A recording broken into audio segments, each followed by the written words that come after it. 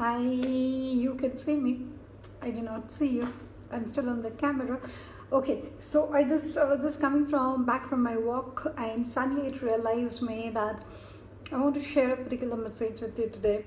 Because last few days I have been painstakingly taking 3 different portions of what are the books on entrepreneurship which need to be read, or what are the movies to be watched, and I'm sure most of you have not gone through most of the books. Well, okay, let's say some of you have not gone. So I thought that let me put Robert Kiyosaki's Rich Dad and Poor Dad, the takeaways which I have and the takeaways which can be shared, I put them all together in the pen and paper, and I'm going to take those points, refer those points, and I'm going to expand them. And after I go off live, then what I'll do is I'll put them in a structure so that when you watch it, you have the points to refer to at the same time. Please give in comments, because this is something which I would really want to reach out with.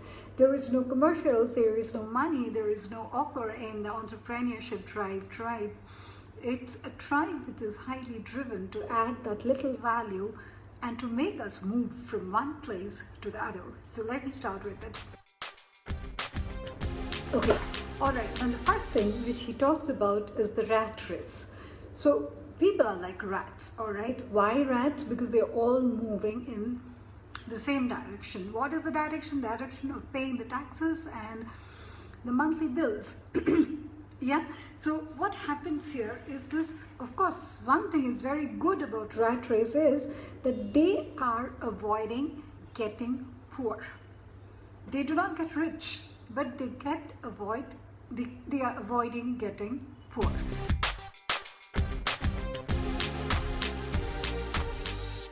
So after the rat race concepts, he comes to the concept of school.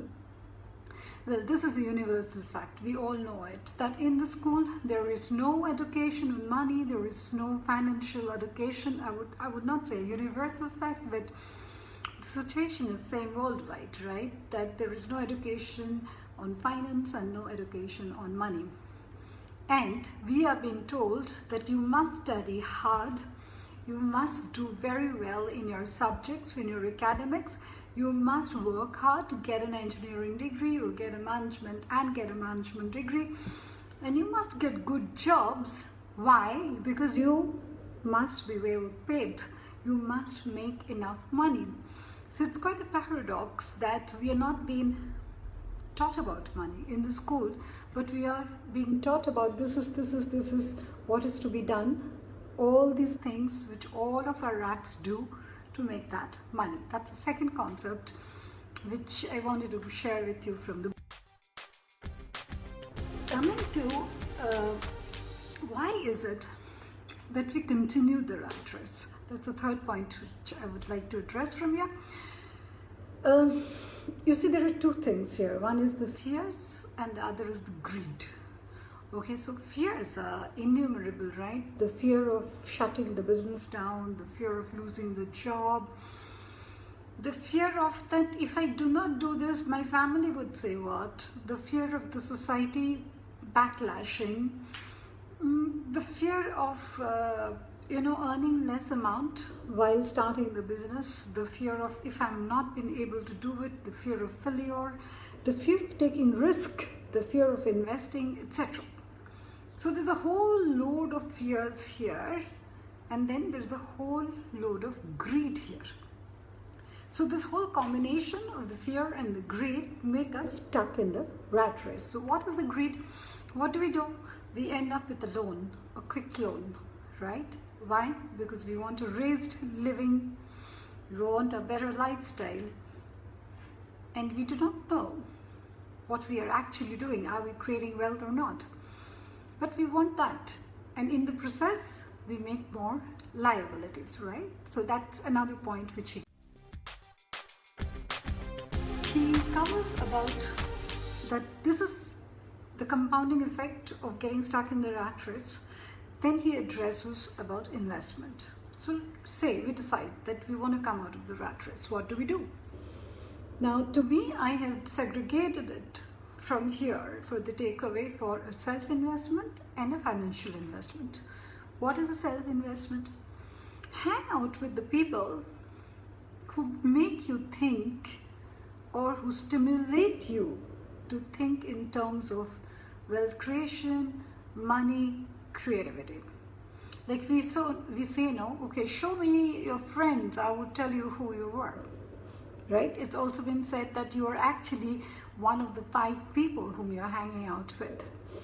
Hanging out with those similar kind of friends, networking not in the sense of just exchanging visiting cards and saying what profile I come from, but maintaining deep relations, making an impact, creating a value, adding value, contributing value.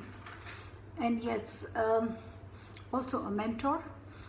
Self-investment is through books, through movies, through seminars, through courses, through conferences, webinars. There's so many ways. If your mind is really seeking out the solutions, you would be self-investing. The other way is the financial investment.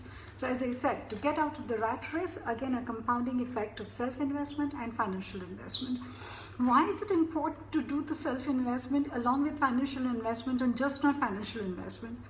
Because you can get into a course of a stock trading, all right? But if you really do not know how to manage it, how to pivot around it,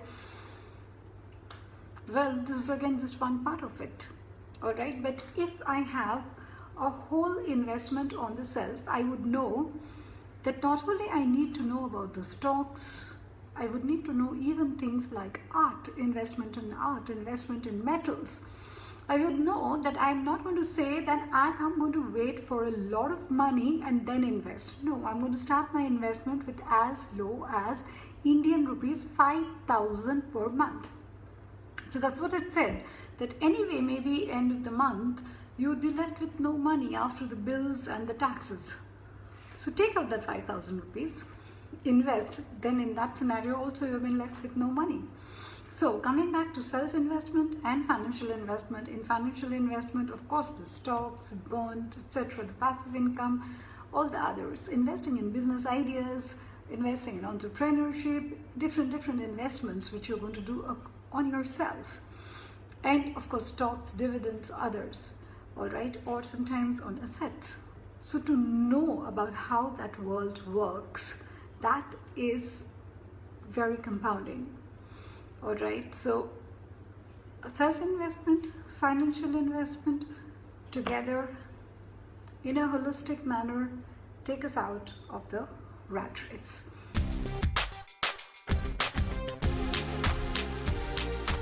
Okay, the next point, it's actually one of my favorite points.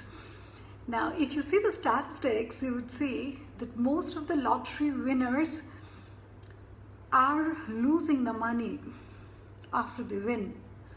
I'm sure some of you had been to Las Vegas as well, and you have seen that after the whole high, the casino high, what happens to the losses? Why?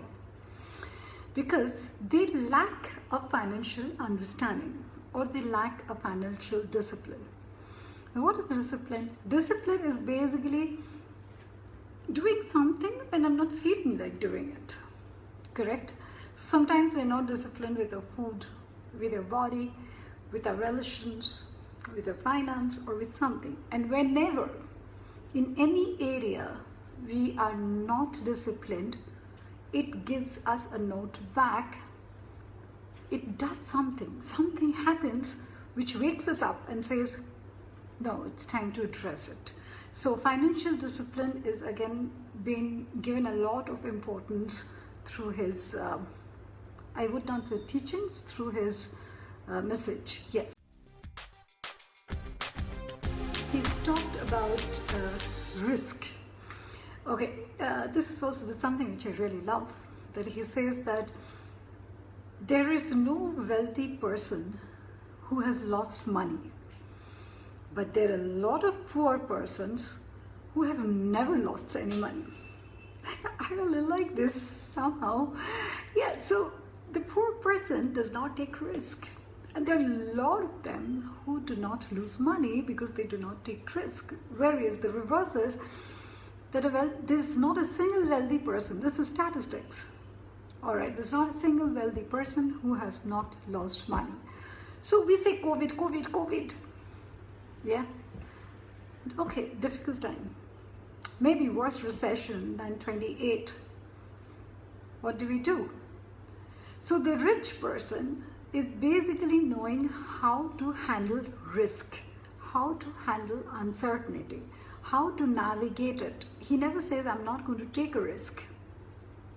But the person who's got a poor set of mind, he would complain, or he would say that, what is it? What can be done?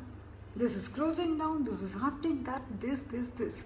Why? Because your mind is attracting that.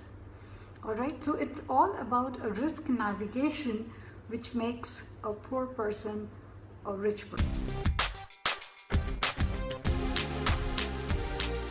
He says the road to become rich is lonely and cold. So it is not like what people say, it's print, make money online, the scams and the things like the mom has made crores over the last 3 months, this, that, so many things happening in the internet. Well, let's completely cut off from there. So the road of real wealth is like a marathon. You need to be resolute, as in all of us need to be resolute. Yeah, resolute in the sense steady and become in the progression and to achieve and create that wealth. It does not happen overnight. He also talks about the assets and the liabilities, which is, of course, most of you are aware of, that asset is something which gives you something in, and liability is something which is getting off. So he comes up with this whole radical concept of the house. Like, for example, Indians and even others, when we say that we must invest in a house, we have got, you have got a marriage, you've got a kid, now house first, then marriage, then different sections we say. What Robert says is that a house is basically, you need to maintain it. It is attracting taxes, so it is not basically an asset, it is a liability. This is what I'm saying, what Robert says. This is not what I say, in the sense that this is a different concept which has been come across and over the years. Asset is something which builds on, which compounds, and it can be readily sold. So he had considered a house as something which is, which results to expenses. So thereby he has never considered a house to be an asset. The enterprise and the employee. Now this is another loophole which is mentioned in the system. So what happens when you run an enterprise, you get a particular income, right?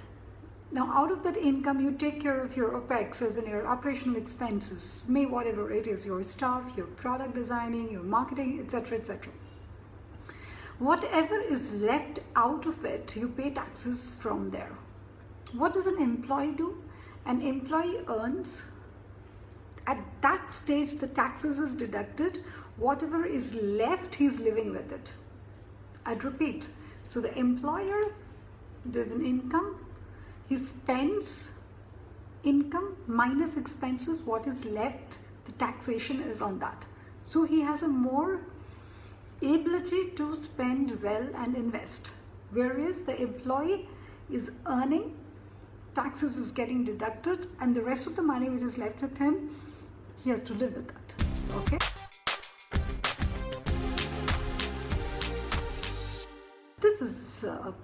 This is a very vital point which he addressed, that failure is just a perception, and he says that the rich are inspired by the failure and the poor is defeated by the failure. Okay.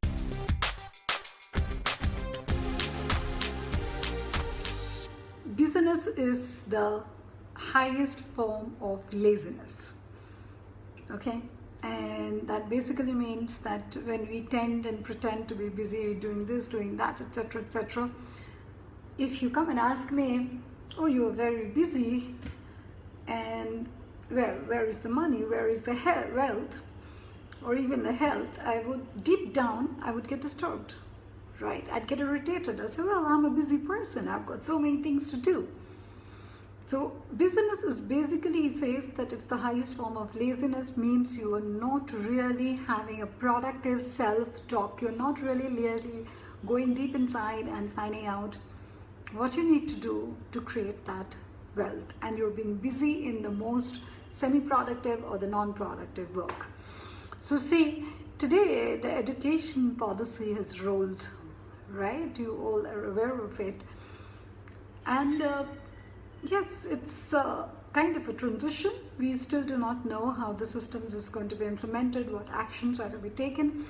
But I would like to add here, the concept of money teacher, teaching about money has already started. It had started in Berlin. It is slowly and gradually going to the other parts of Europe. That's what I had learned also recently from my friend. I think it's going to come with some of us, maybe from here in our country too. It is important for kids to know about money, just to know about it, just a little bit of financial education, yes, and just to be armed with it. Well, so the whole objective of today's message was that most of you have not been reading those books which I had listed, and I picked up one of the books. I took a few points, wrote them, I expanded them for you. Please fill in the comments. That is the only way I can see you. Yeah, I can relate to you, I can connect to you. Maybe very soon, me and my team, we are all getting into the webinars and we can do a little bit more connection. But as of now, do write in. I would love to write back, and I hope it did make some difference. It will be best if you write in terms of takeaways, whatever has been your takeaways. All right, weekend is coming. It's Thursday evening. Bye. Take care.